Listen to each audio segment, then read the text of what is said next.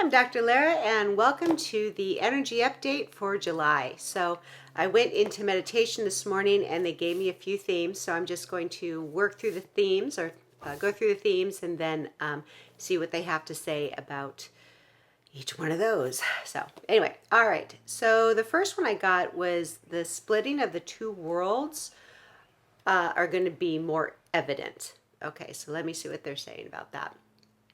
Okay, so what I'm seeing is there's a pictures of it all over the place where the world was like this, where we were all in um, cahoots, I guess. We were all thinking the same thing, and then you see the world starting to divide. So one world is here and one world is there, and it feels like we are moving through these timelines so quickly, and it feels like the divide is becoming more evident. Okay, so what they're showing me is yes, there's still things that are happening on this planet. And there's like a group of people that are like really immersed in it, like really believing the illusion of it and getting emotionally upset about it and invested in it. And these are the people that have not had their awakening yet.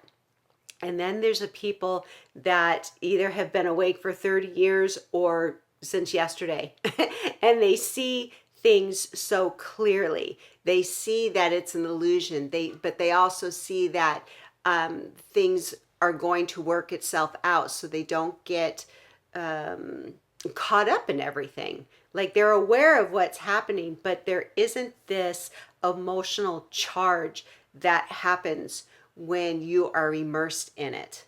Okay, and they're showing me that a lot of people have their choices about where they want to be at this time.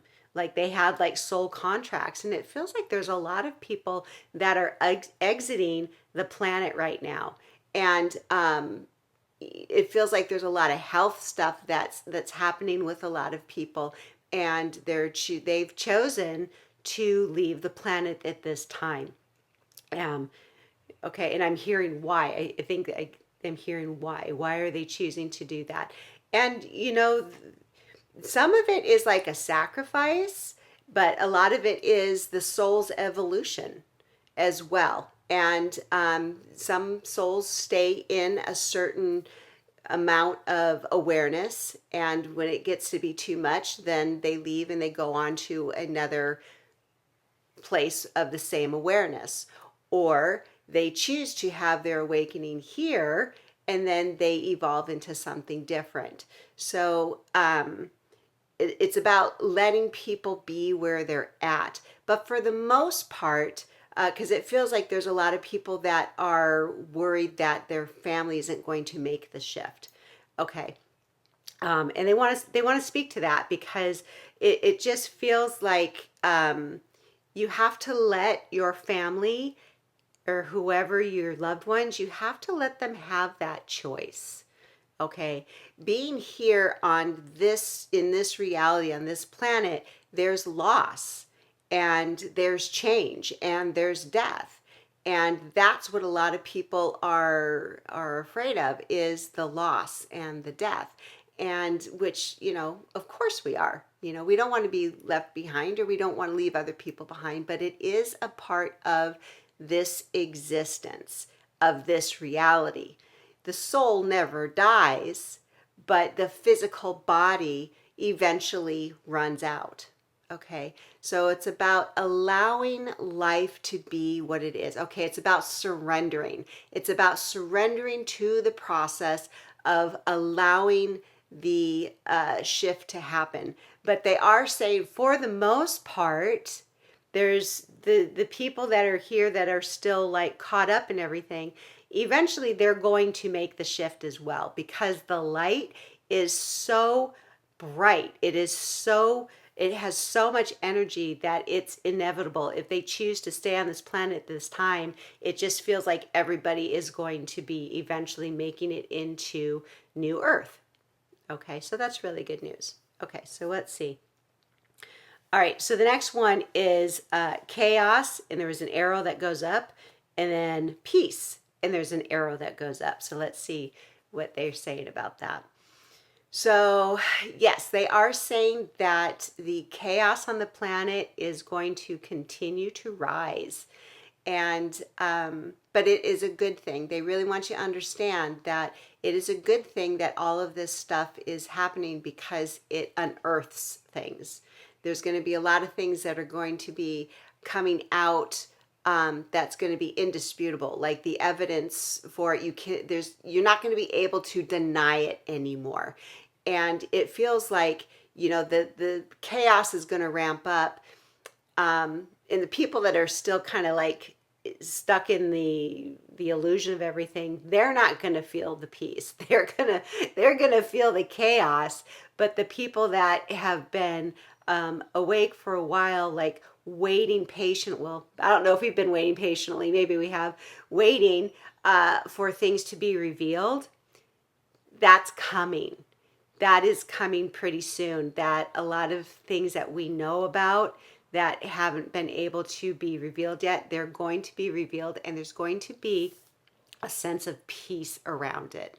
Okay, because there's a lot of things that we became aware of that is still kind of underground, if you know what I'm talking about. And that's going to come to light, and we're going to find some peace around that. These people over here are going to shock, where we were when we found out, right? But so that's what they mean, is that the chaos is rising, but the peace is rising because the light, there's so much more light than there is chaos. Actually, there is, okay, what they're showing me, it's kind of like, it goes like this, with like the level of chaos, and then the light goes like this, and then the chaos comes up, and then the light goes like this. So it's kind of like being on a boat, teetering back and forth, or being, like a scale going back and forth. And that's what's happening right now, is every time the chaos erupts and gets more, the light expands and dissipates it. Okay, let's see. Okay, and money flow. They're talking about money. Money is like attracting versus manifesting. Okay, so what we've been taught is to say affirmations and to visualize and to want manifesting to come to us. And what they're saying is we're going to be learning how to attract the money flow, and they're using money as an example because it's tangible. And so we're going to be able to attract money rather than manifest money, because when we are in the act of manifesting, we're in the energy of I don't have this yet. When we are in the energy of attracting, we're attracting what we already are. Okay? So if we feel abundant, if we feel prosperous, if we know that, we feel that, and we are that in our being, we attract that same energy. Okay, that comes to us. If we're manifesting, and there's nothing wrong with manifesting, but the way that we've been taught is that it's in the future.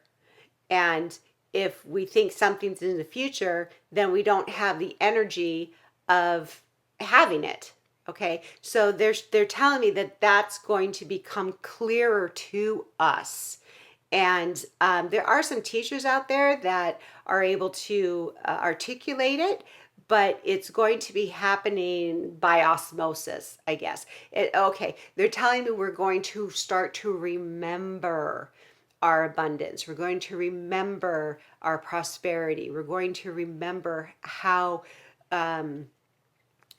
to attract things. And it's not even about learning how to attract things. It's just we are.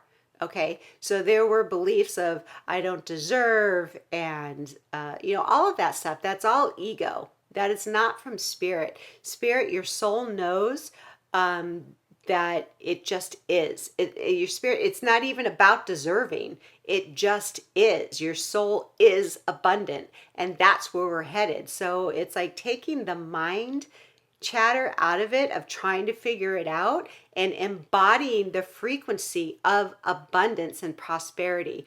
And you can do this by setting the intention to embody or to ignite what is already within you. You already have these codes in you. Remember all those downloads that you were getting?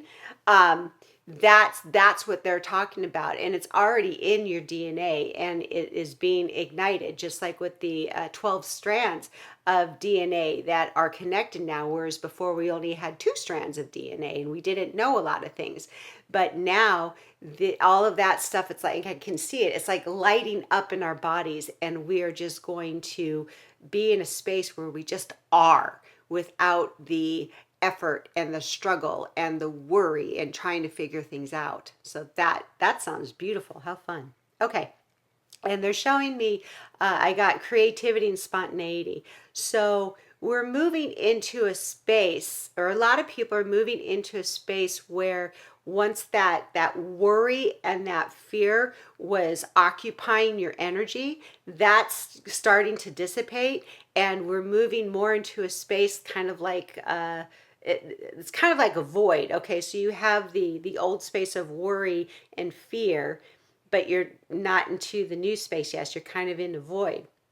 If you feel like your worry and fear is starting to dissipate a little bit, set the intention to bring spontaneity, creativity, enlightenment into that space. Because if you don't, you could circle back into being into the fear and the worry, and it's a perpetual cycle. But once you set the intention to release the fear and the worry and bring in creativity and spontaneity and enlightenment, that fills that space. And the more you intend to do that, and consciously, right now, consciously, like meditating, going out in nature, unplugging from things, doing your inner work, the more that you do that, the more energy is going to fill that space, until you get into this space of authenticity and creativity and spontaneity.